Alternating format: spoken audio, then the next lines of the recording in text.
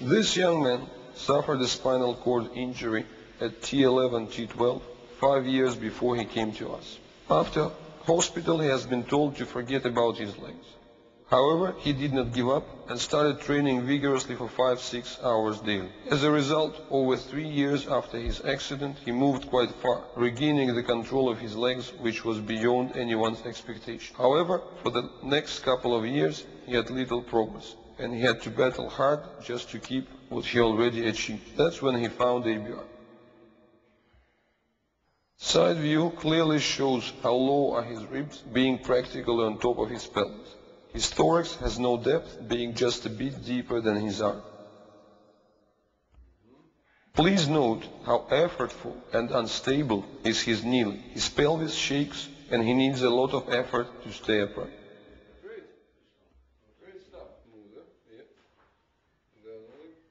He would lift his legs approximately 30 degrees off the ground. He would need a visual control to know where his leg was going.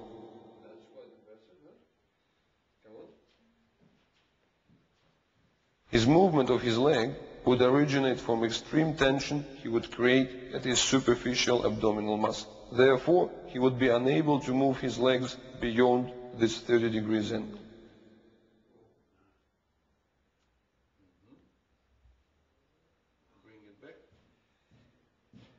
Yet again, he would use the tension of his abdominal muscles to control a descent of his leg downwards when somebody would bring it up vertical for him.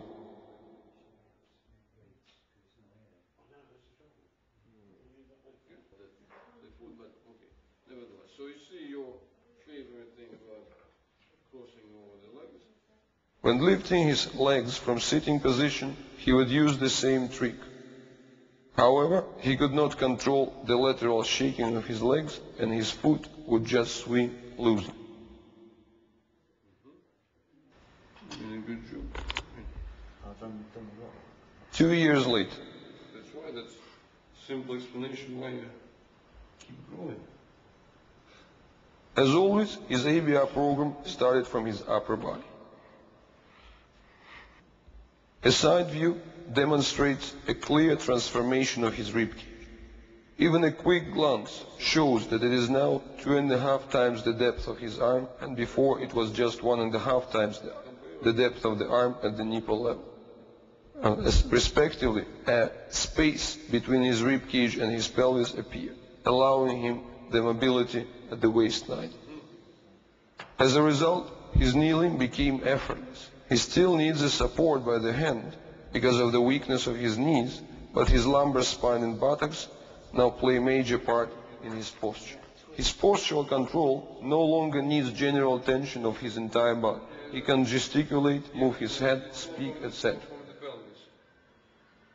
All this is now possible due to the recovering role of the visceral muscles, which are the true force behind the posture control. Sure. It's just you see the red thing. No. Red light for you, only for you. Change of structure brought improved function. The movements of his upper legs are now effortless. His shaking is gone. The stable position of the upper body shows that this is now a pure movement which is done by the upper legs themselves. Steve, I was thinking the last thing. The control of the movement descended to the level of his knees.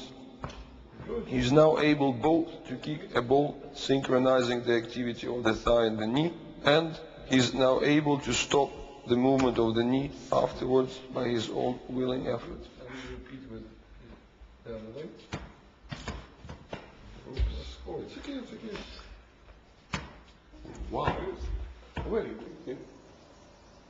Improvement of the legs control is obvious. He can move his legs smoothly throughout the entire range of movement, showing complex interplay of muscle balance in the pelvic girdle necessary for the change of angles. He actually feels the muscles of his thighs now, and no longer needs visual control to know where his leg is going. That's pretty good. Of course, the newly awakened muscles are sometimes tender, and their strength and volume have to increase. However, the main thing is clear. They change and grow. Selective control of the knee starts developing, making controlled deceleration possible. Of course, the full control of his legs is still quite far in this case. However, 7 years after the spinal cord damage, the progress is still possible and consistent improvements pile up, building the foundation for further functional breakthroughs. 95% of the families doing ABR are parents of brain-injured children and young adults. We brought the example of this young man to demonstrate that at any age, following even the most severe damage to central nervous system, ABR gives a lot of room for progress. When the damage is severe, the progress is slow. When the damage is mild and the person is young, the progress is fast. However, the progress of structure and respectively function is always possible. Great.